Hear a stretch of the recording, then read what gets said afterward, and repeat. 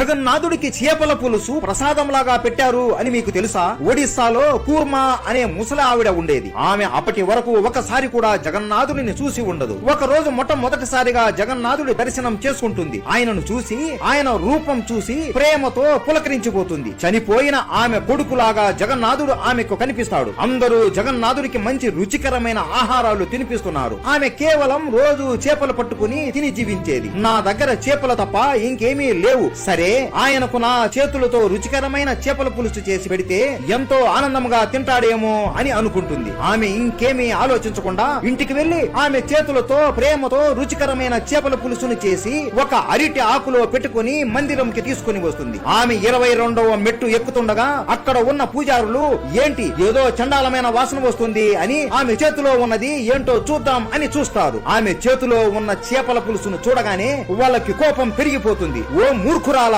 నీకు ఎంత ధైర్యం ఉంటే చేపలని తీసుకుని గుడి లోపలికి వస్తావు అని కూర్మా చేతిలో ఉన్న చేపల పులుసుని పడవేసి ఆమెను తోసివేస్తారు. ఆ కంపు కొట్టే చేపల పులుసు కింద పడగానే ఒక్క క్షణంలో ఆ దుర్వాసన కాస్త సువాసన లాగా మారిపోయి ఆ చేపల కాస్త పనస పండులాగా మారిపోయింది. వెంటనే ఆలయంలో ఉన్న జగన్నాథుడి విగ్రహం నుండి దివ్య వెలుగు వస్తుంది. అందరూ ఆమెను క్షమించండి అని చెప్పి లోపలికి పంపిస్తారు. ఆ ఆహారాన్ని జగన్నాథుడికి పెట్టగానే సాక్షాత్తు ఆయనే ప్రత్యక్షమై నా కోసం ఇంత కష్టపడి ప్రేమతో చేశావు కదా తల్లి, దాన్ని వృధా ఎలా కానిస్తాను అని ప్రేమతో మొత్తం తినేసి ఆమెను దీవిస్తాడు. అందరూ జై జగన్నాథ అని కామెంట్ చేసి సబ్స్క్రైబ్ చేసుకోండి.